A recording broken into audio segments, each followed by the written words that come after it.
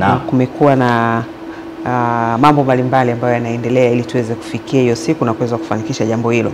Sasa katika kuelekea uchaguzi mkuu mwezi Oktoba mwaka huu, viongozi wa dini kupitia kamati ya amani ya mkoa wa Dar es Salaam wametoa wito kwa wanasiasa na wananchi na viongozi wa dini kuhubiri amani kwa maslahi mapana ya taifa hili.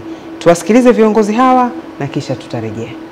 Abubakar bin Zubair bin Ali bwana, yeye ametupa slogan sisi watu wa kule. Anasema jitambue, badilika, wacha mazoea. Turudieni, jitambue, badilika. Twendeni tukajitambue. Mtume sallallahu alaihi wasallam anasema idha kunta fi amrin fakun fihi. Ukiwa katika jambo, kuwa katika jambo lile. Kindaki, usiwe unaingia unatoka. Lakini hili tatizo nadhani namaliza hapo. Sisi kazi yetu jamani ni kazi ya wito. Tujipieni makofi.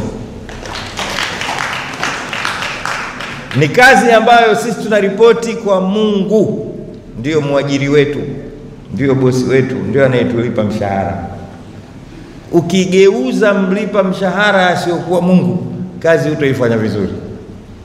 Ndipo pale utakapoona sasa Sheikh Kundecha badala ya kusema na usema Mungu anasema yule anayemwajiri. Ibn al-Asakir anasema man lam yantiq min quwwati fikrihi, man lam yantiq min quwwati fa'sihi la yantiq min quwwati fikrihi. Asiyokula kwa nguvu ya shoka lake basi hata utamka kwa nguvu ya akili yake. Tutapewa vibahasha vingi sana kipindi hiki. Kila mmoja anavutia katika chama chake. Pokea, lakini nenda karudie kaseme msaafu unavyosema, Injili inavyosema na Taurati. Makofi. Kwa sababu kazi yetu ni kazi ya wito. Kazi ya wito tumejitolea. Mungu ndo anayetulipa na anatulipa sana. Ukivutwa huku, bwana chukua hili. Sawa, pokea. Kwa sababu Mtume anasema fa innahu kullu ma yaatika min hadha min ghairi mas'alatin wala itla'i nafsi alayhi fa innahu rizqun saqahu Allahu alayk. Kitakachokujia pasi na kuomba wala kushobokea kula, kwa sababu ni riziki kukupa Mungu. Lakini ukifika pale wewe endelea na msafu wako tu. Ni kwamba watu waje kutafuta sheria. Kuna jambo lolote limewatatiza huko, waje watafute utatuzi wa hilo jambo kwa kuhani, kwa kiongozi wa dini. Sasa kwa mujibu wa mada yetu hapa, si kiongozi wa dini sasa awe chanzo cha kutoa majibu katikati ya mambo ambayo watu wanasumbuka nayo, bali sisi tuwe sehemu ya kutoa majibu katika yale watu wanayosumbuka nayo. Hiyo ndio dhamana tuliopewa katikati ya dunia hii. Akina baba, na waombeni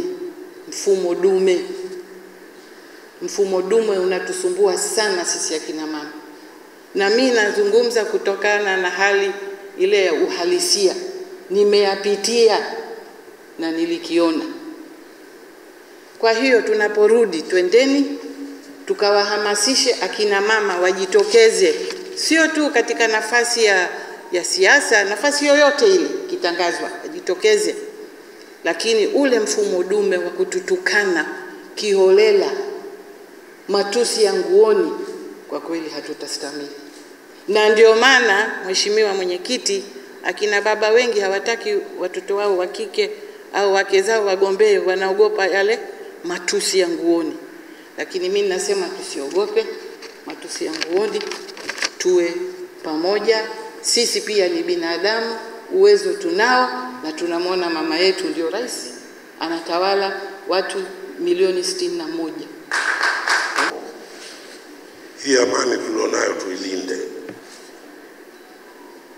Hii amani tulionayo katika hii nchi yetu ya Tanzania tuilinde, na kuilinda kwenyewe ndo kama huku, maana binadamu anatakiwa kukumbushwa kila mara. Kwa hiyo hivi tunavyokumbushana, Mwenyezi Mungu atatujalia kila la kheri. Jambo jingine la mwisho, watu wanaleta malumbano kuhusiana na rais wetu wa Tanzania Mama Samia Suluhu Hassan. Yule ni rais tayari, tayari kishakuwa rais. Wewe hata ukikasirika, yule rais tu kishakuwa rais na ataendelea kuwa rais. Na hii 2025 rais ni yule, hakuna mwingine. Asalamu alaykum.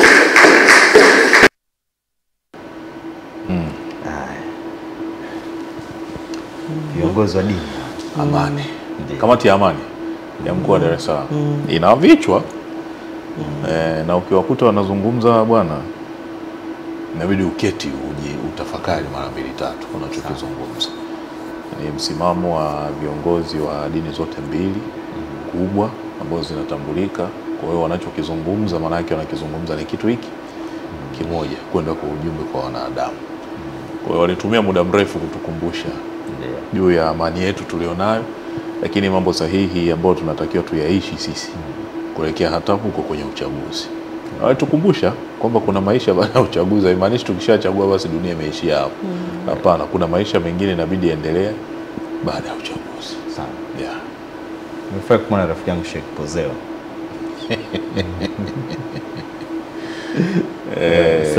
Ana mafundisho fulani. Anakuambia hii amani unayoiona usichezee. Usichezee. Leo yuko kwa amani zaidi, yuko kwenye yale mafundisho mengine. Kabisa. Lazima tuilinde, tuiheshimu na tujivunie, kwa sababu hii ni zaidi ya zawadi kutoka kwa Mwenyezi Mungu. Basi mtazamaji, tunahitimisha katika sehemu ya pili ya kwanza ya kipindi chetu cha Baragumu Live. Hivi sasa ni marudio ya Asubuhi Njema, na tutarejea baadaye kwa lengo la kukutana na wahariri katika magazeti ya leo. Endelea kuwa nasi.